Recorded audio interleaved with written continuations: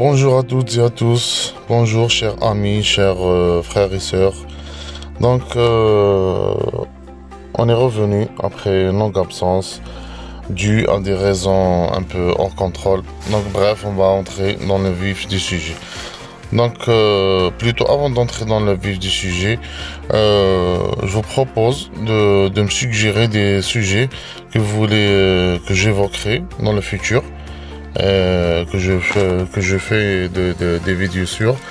Donc par exemple des bourses européennes, asiatiques, par exemple, des demandes d'admission, je sais pas.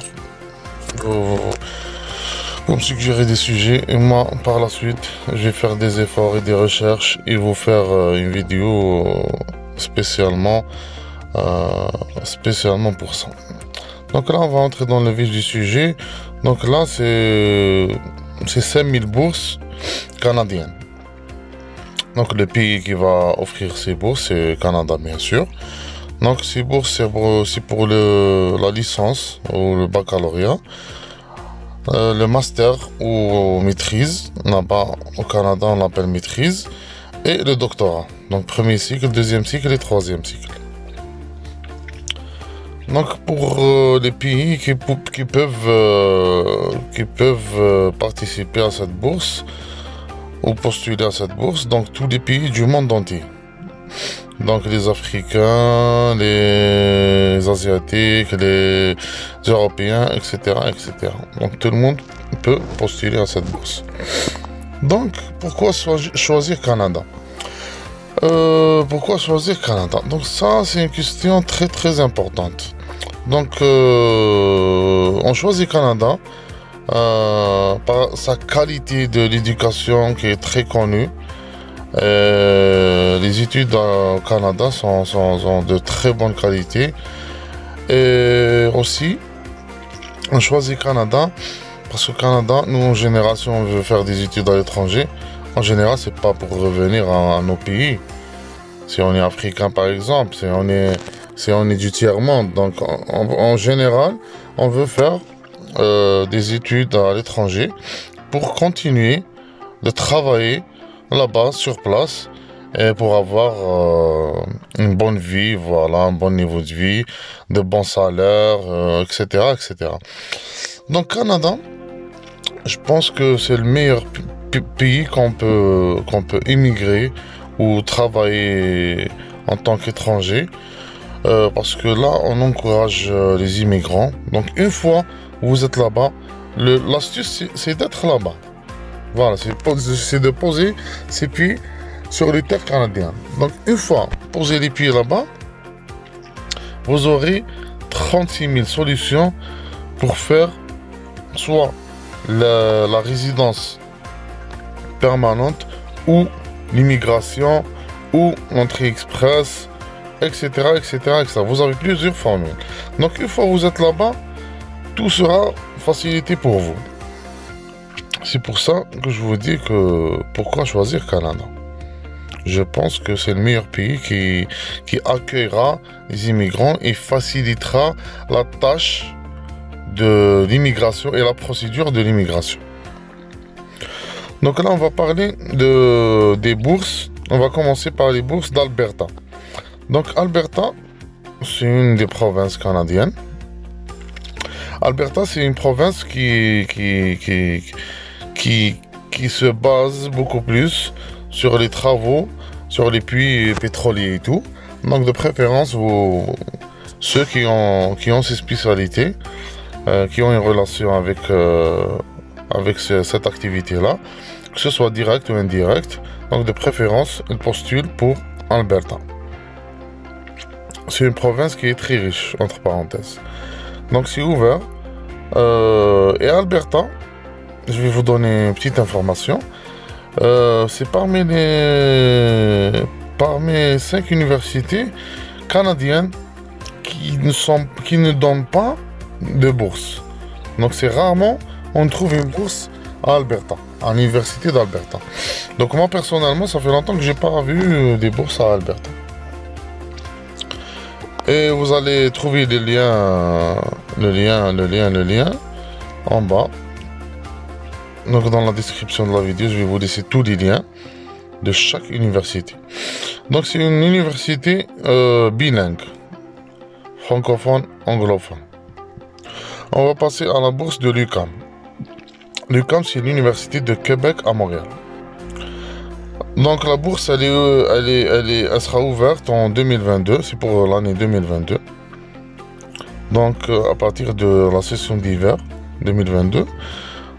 Donc quand on dit l'UQAM, c'est parmi les grandes universités qui est sollicitée par les étudiants et qui reçoit un grand nombre d'étudiants.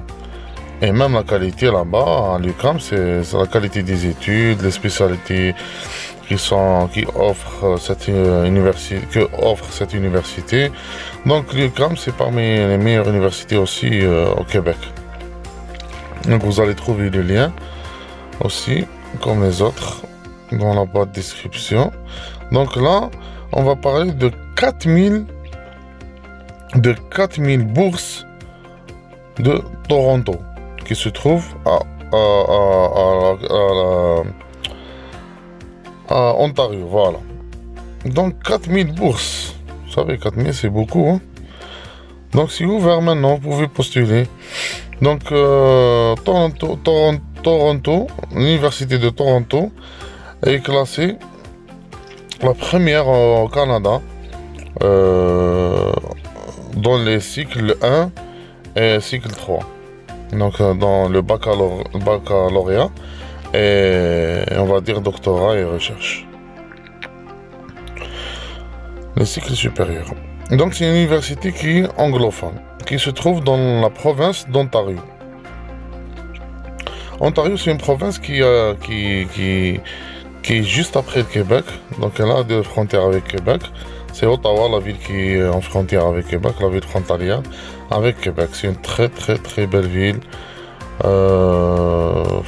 enfin bilingue, mais anglophone beaucoup plus. Vous allez trouver le lien aussi en bas de la vidéo. Donc on a les bourses de Waterloo. Waterloo aussi se trouve dans la province d'Ontario. Donc c'est une université anglophone. Vous allez trouver le lien aussi en bas. Donc on a la bourse de l'université Kingston. Bon, Kingston, c'est l'endroit où se trouve cette université.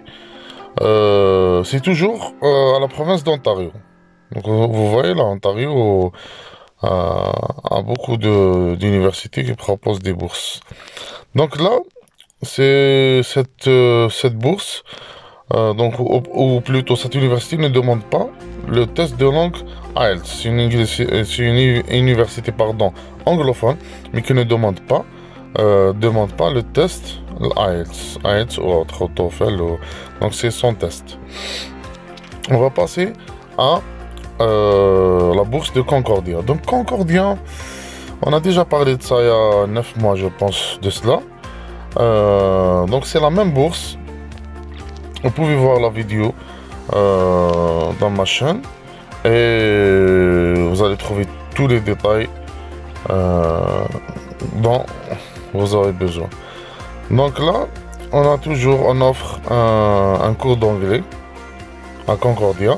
Bon, Concordia se trouve sur la province du Québec.